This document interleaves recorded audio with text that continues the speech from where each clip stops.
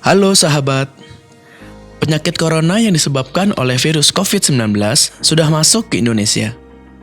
Ternyata, seiring semakin menyebarnya corona di Indonesia, diikuti juga dengan informasi tentang virus ini. Tapi sayangnya, sebagian besar informasi yang masuk justru informasi yang belum bisa dipertanggungjawabkan, bahkan masuk kategori hoax. Karena itu, kali ini kami akan membahas beberapa mitos tentang virus corona versi WHO. Tapi sebelum lanjut, buat sahabat yang belum subscribe, jangan lupa klik tombol subscribe yang ada di bawah ya. Dan jangan lupa klik tombol like serta share video ini di semua sosmed sahabat ya. Oke, kita mulai. Let's check it out.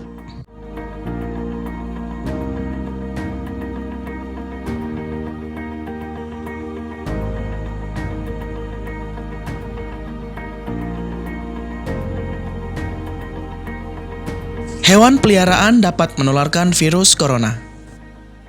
Mitos ini menimbulkan kekhawatiran para pemilik hewan peliharaan yang takut terinfeksi virus corona dari hewan peliharaannya itu. Ternyata, faktanya sampai saat ini belum ada bukti virus corona menular dari kulit, bulu, atau air liur hewan peliharaan. Tapi bukan berarti sahabat bisa memegang hewan peliharaan tanpa cuci tangan setelahnya ya. Tetap saja ada potensi bakteri berbahaya yang akan masuk ke tubuh kita melalui tangan. Jadi, jangan lupa cuci tangan setiap selesai bermain dengan hewan peliharaan ya.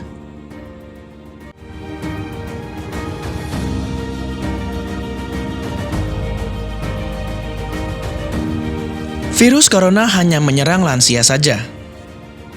Informasi ini banyak beredar, tapi jelas bukan informasi yang benar. Virus corona bisa menyerang siapapun di rentang usia mana saja. Jadi tidak melulu usia tua saja yang bisa terkena. Walaupun memang untuk seseorang yang berusia lanjut, lebih mudah terserang virus. Mengingat daya tahan tubuhnya sudah mulai melemah.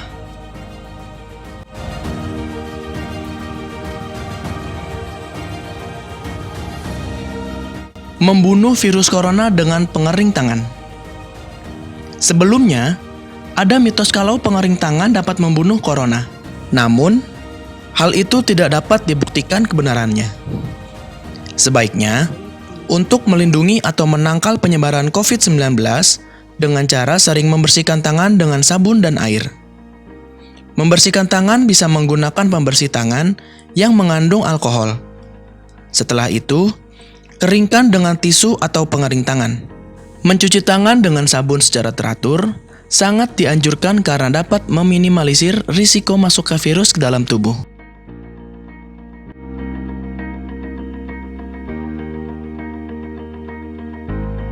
Lampu disinfeksi ultraviolet atau UV dapat membunuh COVID-19. Lampu disinfeksi ultraviolet memang digunakan beberapa rumah untuk membunuh mikroba pada alat kesehatan di ruang operasi atau laboratorium. Namun, WHO tidak menyarankan menggunakannya untuk mensterilkan tangan atau area kulit karena radiasinya dapat menyebabkan kulit menjadi iritasi. Jadi, jangan sampai asal menggunakan peralatan ini ya.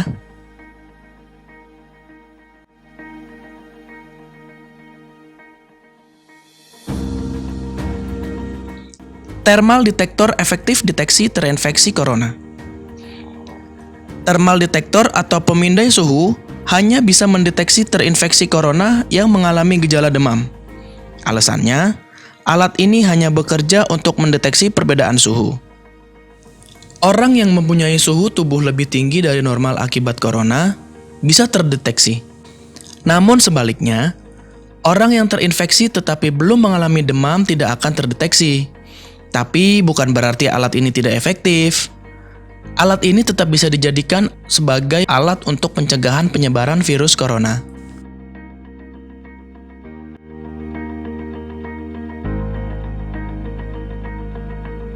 Semprotan alkohol ke tubuh bisa membunuh corona.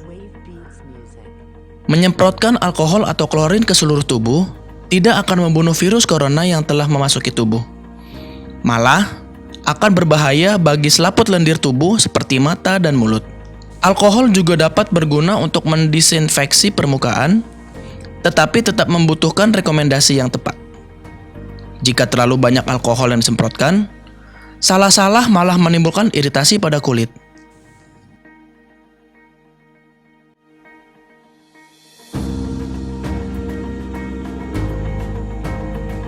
Surat atau paket dari Cina tidak aman. Paket yang dikirim dari Cina dianggap tidak aman. Faktanya, paket dari negeri Tiongkok tidak memberikan risiko tertular corona.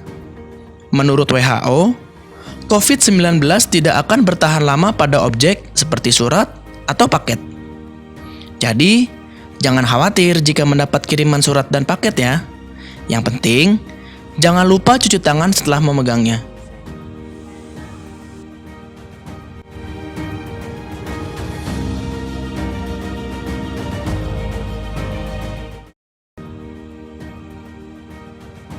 Vaksin pneumonia dapat melindungi dari corona. Meski corona dan pneumonia merupakan penyakit yang menyerang sistem pernapasan, faktanya, vaksin pneumokokus dan vaksin Haemophilus influenza tipe B tidak dapat memberikan perlindungan terhadap COVID-19. Pasalnya, coronavirus merupakan virus baru dan berbeda, sehingga membutuhkan vaksin sendiri. Namun, vaksinasi terhadap penyakit pernapasan sangat dianjurkan untuk melindungi kesehatan. Nah, itulah 8 mitos dan fakta tentang virus COVID-19 atau virus corona. Oh iya, bagi sahabat yang ingin berobat ke fasilitas kesehatan mitra BPJS Kesehatan, sekarang ada fitur antrian online di mobil JKN loh. Kalian tinggal buka aplikasi mobil JKN, terus pilih pendaftaran pelayanan, pilih jenis polinya, isi kolom keluhan sesuai dengan apa yang dirasakan sahabat, lalu klik daftar pelayanan. Nanti akan keluar nomor antrian di vaskes yang kalian tuju loh. Gampang kan? Bagaimana menurut kalian sahabat? Silakan berikan komentarnya ya. Semoga informasi yang diberikan dapat bermanfaat. Salam sehat untuk kita semua ya.